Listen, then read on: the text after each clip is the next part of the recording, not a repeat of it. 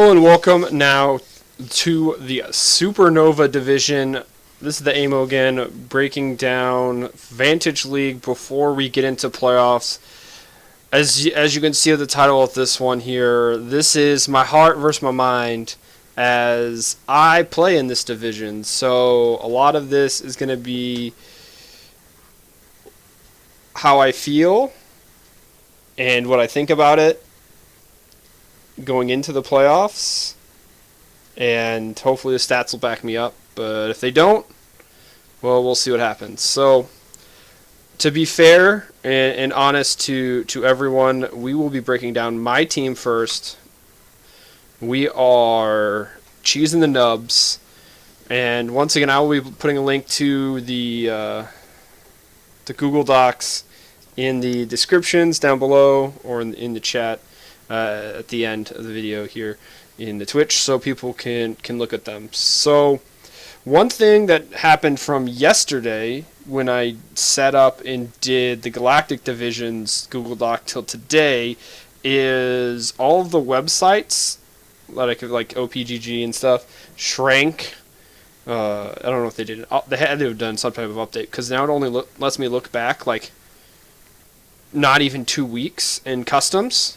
So I can't look at older teams' custom matches. So even my custom matches that I played, my personal account, only let me look back 14 days.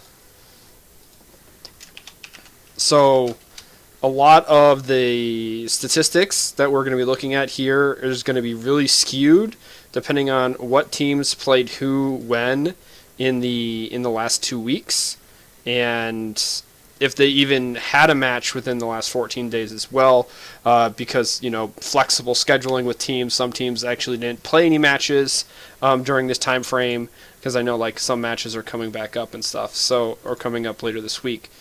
And particularly, I have a match tomorrow night against Violent Desperados, and I'm looking forward to that, and we'll touch on them here in a minute. So let's just start off with my team. We are sitting in first place, atop of the division, with 4 wins, 0 losses, and a draw. And as you can see, it's not really looking at a whole lot of games. It's only 2 matches, like I said, that could get the statistics on. And we went 2-0 in both those matches. So I did adjust the Google Doc, hopefully a little bit easier formatting from some tips from people. So easier to read. As a result, if you're playing against us, one of the things that it's kind of joked about, not only in the community but amongst my team, is Shen is basically permabanned against us or taken away. It's my favorite champion. I really love playing Shen. I'm not going to hide it. So right there, throw it up there. But as you can see, the Gragas and Maokai is what I've been playing. We got some Cho'Gath and Sejuani. So we got the meta tanks right now for our jungler. Minor Threat is also our mid laner. He's like I said, he's one of those tweeners in 2 different divisions here. So notice how we have the Talia and Ziggs from the Galactic Division. He's also played those in our division here. The Corki was actually a sub game. Ansem played for us because Minor couldn't make the match, but that's just it. And then we have Sapper Squad and Witness, really stable bot lane.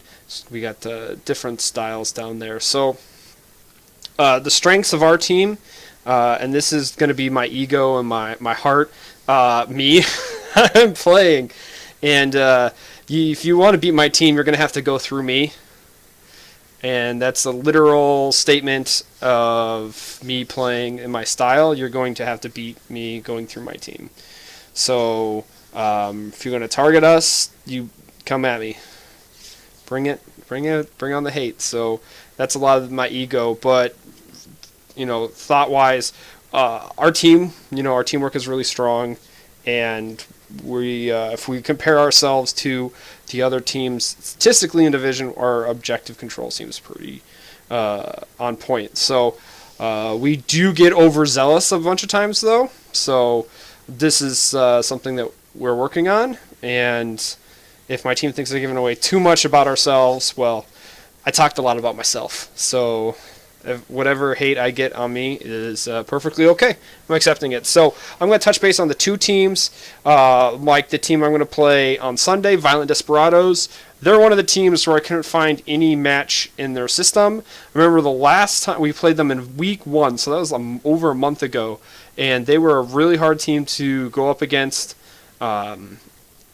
And they were really good at team fighting. I think there's like a couple, if I remember correctly, they had like 2 or 3 team fights where like we squeaked out with like 1 or 2 people to succeed in like one team fight, and then we couldn't really take a lot of objectives because it's like our support and our jungler is still alive, or our mid laner is up but he's the only one there, or it's that type of thing. So I remember their team fighting being pretty strong and pretty bloody games between the two of us. But once again, they didn't have any statistics, but they do have 4 losses on the season, which is actually surprising because they won it last year. I know it's a slightly different lineup on their team, so I just don't know if the synergy just hasn't been there this season or what with these guys. But exciting! I'm expecting a good match tomorrow against them, as like I said, they do bring a lot of stuff. That being said, we don't have to double check this stuff. Also, I'm not giving away too many secrets here, as all the enemy teams are target to beat them. That's going to be for everyone else to find out. I'm not giving away that stuff. I'll tell you how to beat me. It's beating me. The other team that is the same with that is Team Atlas. I think Team Atlas and Violent Desperados were supposed to play last week. But I think there's a super schedule conflict or something happened where it didn't occur, so I'm not exactly sure where the standing is on that. Probably the reason why there's no games between the two of them, so no real stats for them either. Once again, this is another team where I know that their team fighting is really strong, and this is the team that we had a 1-1 draw against, so one of their 2 draws on the season is against us. And it goes, basically it's going to go to that. I know that Droid Killer is pretty strong work player. Eevee's Bay up top is really good on Gnar, and I respect that, and I really don't like playing into it. So I think we've banned it every time against them. Their bot lane plays pretty meta, as is real. Still doesn't play as real in advantage games yet that I know of. And I pick you is usually on a really high damage dealing champion. I've seen him play a couple of champions where he just goes completely off on those mid lane champs. AP, usually a lot of AP burst and damage, AP burst and damage. So that's a little bit about Team Atlas. There's our match versus Team Atlas from week 4 is somewhere in the streams and highlights. I know that the bronze guys did it, and they did a really good job, and I want to commend them on doing that casting, and hopefully we'll be seeing more of them. And Team Atlas is positioned to make the playoffs. So we'll go next to Plan B. I think we'll go with the 2 teams with only one. Yeah. So Plan B and Wear My Damn Pants also only have 1 match each, going based on the updates that I could find. So this team is I was going to say, they're the most unique team in the division. They run really different style than everyone else. They almost always run double teleport comps. Their top laner is named Teemo Meta, and there's a reason why. He's got more games on Teemo than I've played in 2 ranked seasons just this year alone.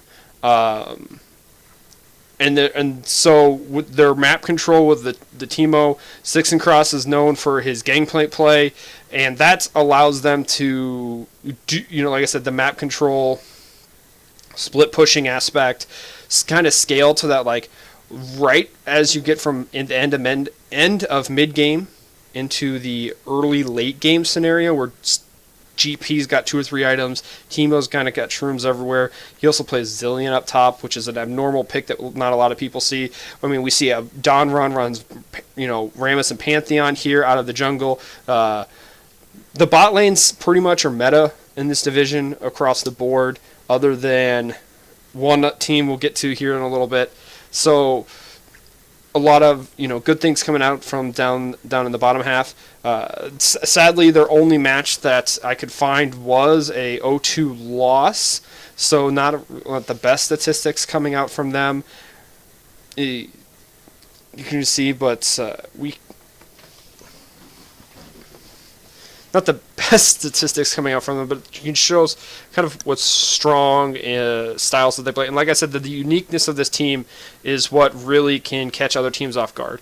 We have like a Vayne. No, we haven't seen any Vayne on any other page yet either. So, on specific style, if they can capitalize on it and play it really well, they do get some wins. And the focus of the enemy team to be really disciplined when going up against them.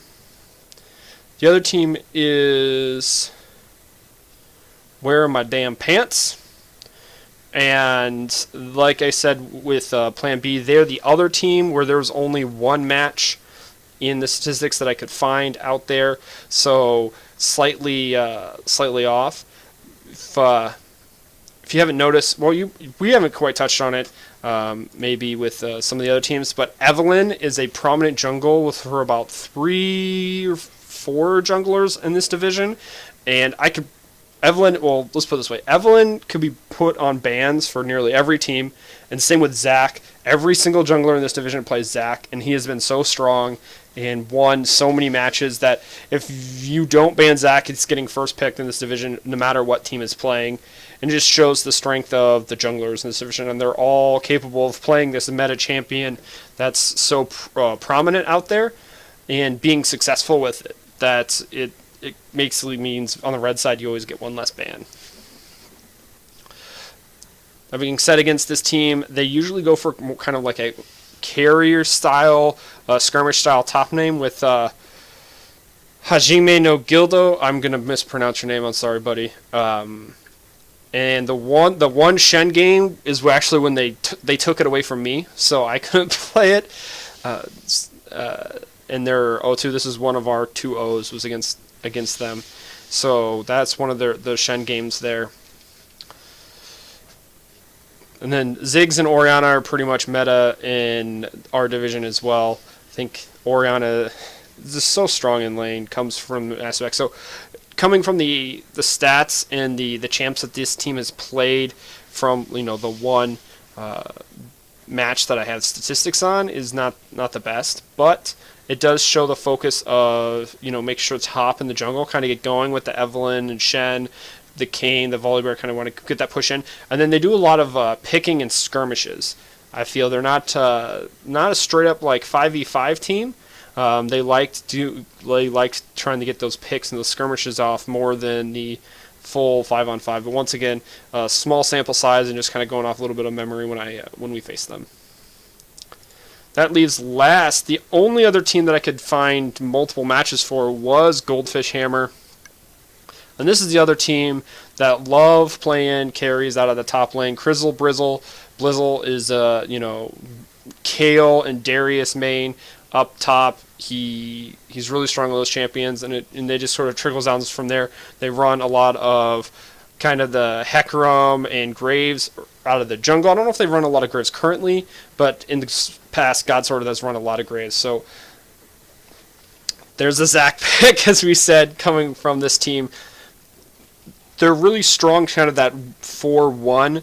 They have CC and area effects coming from their bot lane, this is the team that runs the most unique bot lanes, and this is all going to be on Map Brew. The Bard is banned a lot by a lot of the teams because of his playmaking ability, so he gets on champions like the Zyra, the Kennen, the Brand, Taric, Nautilus, the hook champs, to start plays, start those CC combos in the 4.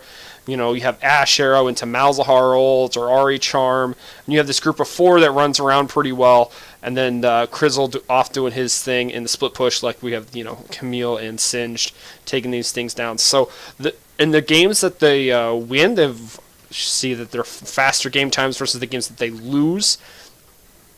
This usually means that if their split push slowly reaches the point where it's not successful anymore, then the teams are as stronger as groups of 5s can duke them out and beat the 4, then they lose. versus when they can split push.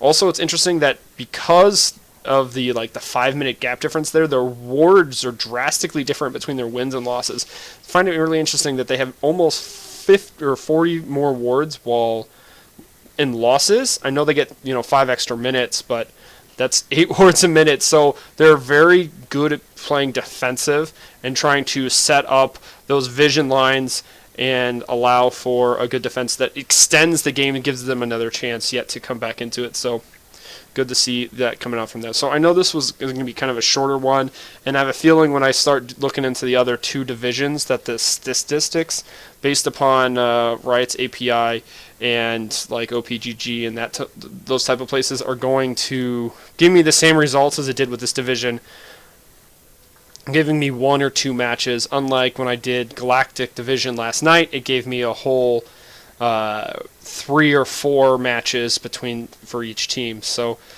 hopefully it will be good to keep this going. And once again, I'll put the links in the chat here in a moment and in the description down below. You can go to them, copy and paste them to your own Google Doc, and then you can edit them and play with them if you want to keep track of your division or your team or your opponents, however you want to use it.